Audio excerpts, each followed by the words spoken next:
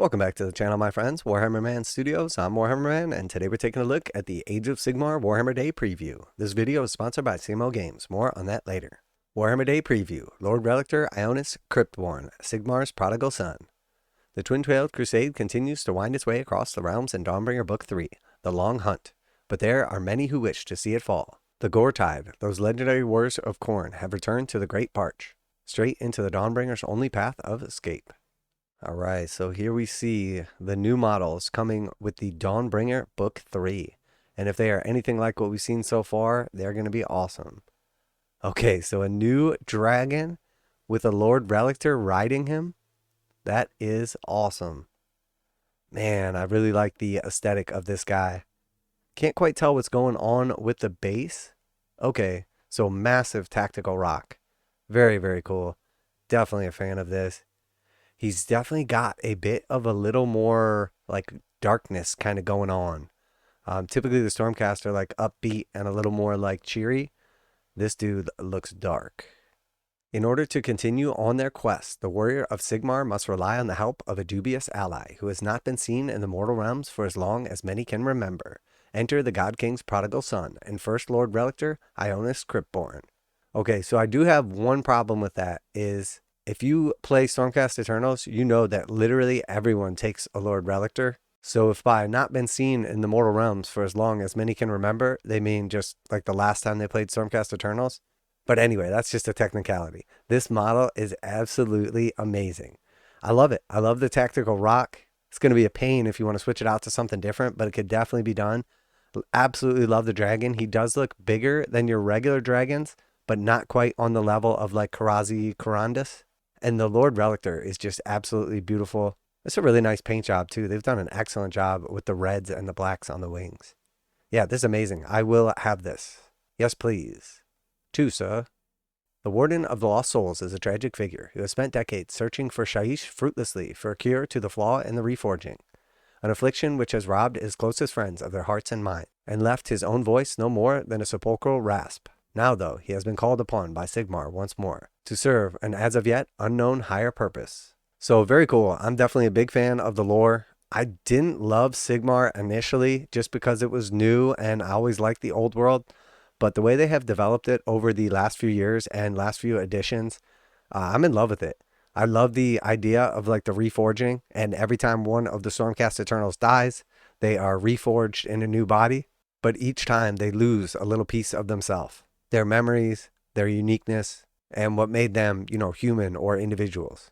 So he's been out here essentially looking for the cure, and now he is summoned back to battle. So very, very cool.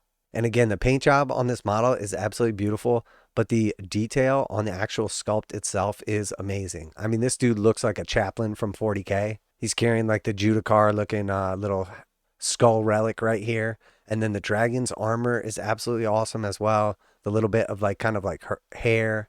You can see all of the different textures between like the scales, the armor, the hair, the teeth, the tongue. Just a beautiful, beautiful model. This is going to be really fun to paint. Since abandoning his old chamber to scour the realm of death, Ionus has made a new friend, the sinister Draconith Thorak, who has morbid quest of his own.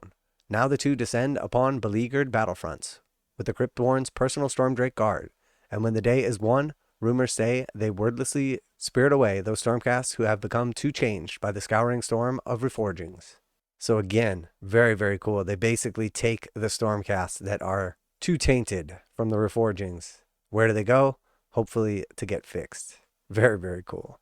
Ionus has seen many battlefronts. Pictured on the foot above right, a Lord Relictor.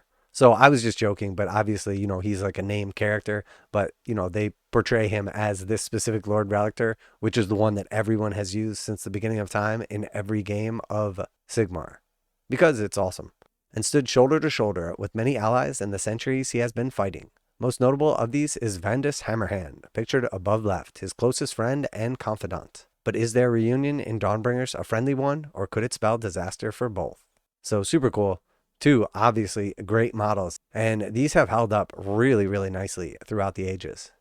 Now a quick message from today's sponsor. CMO Games has been selling Games Workshop products online for over 20 years. They carry the full line of Games Workshop products, including Warhammer 40,000, Age of Sigmar, necromunda, Blood Bowl, paint tools, and more. Almost all Games Workshop products are priced at 15% off MSRP. CMO Games takes pre-orders for most Games Workshop products released at their earliest date possible. 12:01 a.m. on Saturday, they go live. Most of these pre-order products are also priced at 15% off MSRP. CMO Games offer free shipping in the US 48 with an order of $50 or more. Their customer service is top-notch and they ship most orders within 24 hours. Visit CMOGames.com using the affiliate link in the description and let them know that you heard about CMO Games from Warhammer Man. Now back to the video.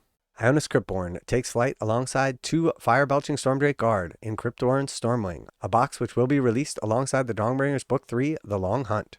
What do you think is the Warden of the Lost Soul's true mission?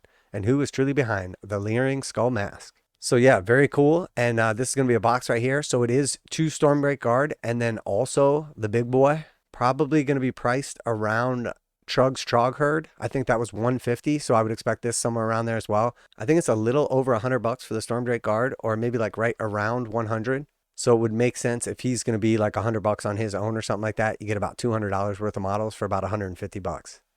That's typically what Games Workshop likes to do. So very, very cool. A little brief mention of the Blades of Khorne also. Not a ton of talk of the other factions that will be addressed in the Book 3, but definitely looking forward to that. And then, of course, this model is absolutely amazing. So let me know if you're going to be picking this chunky boy up, if you're excited for more dragons. Always like to hear back from you guys in the comments. Huge fan of the lore and everything and where this is going. I think Games Workshop is doing a wonderful job flushing it out. And also, they've been really giving Stormcast more personality. A lot of like the transformation and reforging kind of takes that away from them. And it seems like now that Games Workshop is kind of bringing it back in. And I think that makes them a lot cooler, a lot more like relatable, and just really helps with the story. So yeah, I am definitely going to be picking this box set up. I cannot wait. And as always, special thanks to CMO Games for sponsoring the video. Check out the link in the description to save 15% on Games Workshop. That's it for today. Warhammer Man Studios, I'm Warhammer Man. You can look to the skies or you can bury your head in the sand, but either way, the dragons are coming, and I'm out of here.